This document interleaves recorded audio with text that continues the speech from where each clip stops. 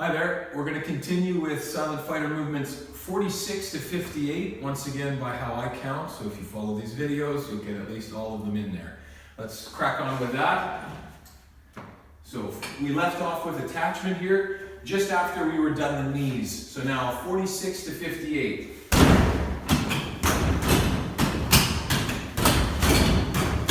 And back inside again, and we'll do some application and some talking with that. Alright, so I'm just going to show that center line kick higher up on the body, which is basically about as high up as I personally practice kicking. My flexibility isn't as good as it used to be, but for me, I didn't put enough time into kicking up into the head that I could make it quick and useful. For me, it makes about as much sense as headbutting someone in the foot as trying to kick them in the head, although there are many people who are extremely quick at it and can have that happen in an instant. I, on the other hand, live in a place where I'm wearing different kinds of clothing, not always shorts, and the obvious things, ice, environment, not wanting to lose my balance, that type of thing is something I always have to deal with. So, looking at this set, if you see how close I'm standing to the wall right now, I'm still able to kick up pretty darn high. Although whether I would do that or not, maybe not, but I am able to, with attachment, kick, then step off, right? Get those kicks produced. And of course, if I can do that on a flat surface, it's going to work a lot better on a person, which I'll bring in right away.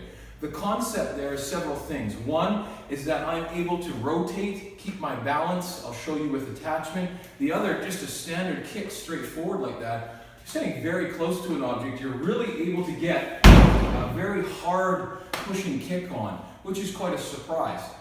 Personally speaking, I would probably end up sweeping into the shin, which is going to get me the desired result a lot better. But Kelly designed this silent fighter set number 1 so that you are able to practice those kicks from different distances, understanding that range is very important. And further now, if we're going to kick up higher, that we still need to step off with angle, monitor the arm, have good hip rotation. Remember that flexibility leads to our maintaining of balance as well. All right, so now, looking at, obviously with an individual up into attachment range, I like the idea of being able to kick up that high, and of course that's what we're practicing. In the silent fighter set already, we've looked at being far enough away, actually even further, far enough away where my longest tools are able to reach, but I'm nowhere in range of that hand. Then of course we were looking at weaving and a method of entry, getting a little bit closer as well with the knees. I'm going to do another video right after this on method of entry, so we'll talk more about that. But now, I'm going to be kicking him, and I'm going to be close enough that I'm actually still needing to monitor that arm or set myself up and make sure I have that check in place, because it is close enough that you can still hit me. All of this stuff comes off of whatever energy you're feeling at that time, and that's an important point. When I'm training on the silent fighter, yeah, it's an inanimate object. It's great. There's a lot of benefits to it.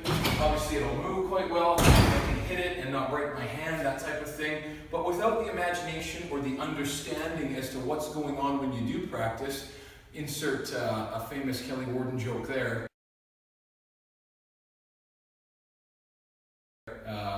Maybe we'll do in the outtakes. Without the proper imagination to it, you're not really getting anywhere.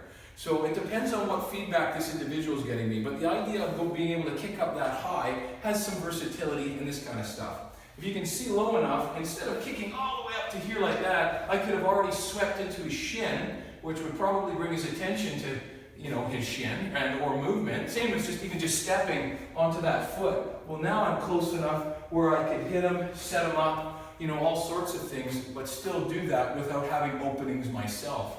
It is valid to note that I could kick here and then practice a little bit of weaving, right? So that I could maybe kick and attack the hip, the knee, depending on if his other foot was forward, if you don't mind just switching your stance for me. The kick there, and then again, maybe missing the groin now, maybe that back leg, but now the validity of turning that over. I'm learning how to do that with strength to be able to kick as I just did on the wall. And that's really the important point there. The Gucci stuff I can do from there, we can just fill 1,000 videos with that.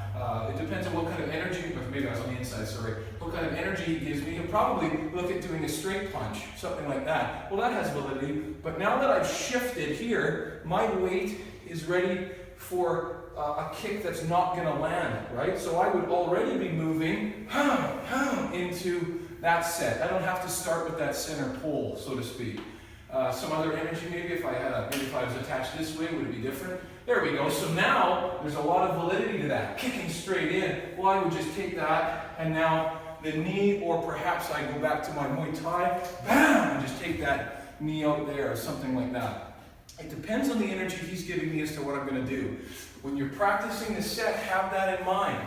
You know, am I weaving here? Am I going in for some knees? That type of idea. Am I center pull kicking? Am I coming underneath, over top? How am I getting there and why?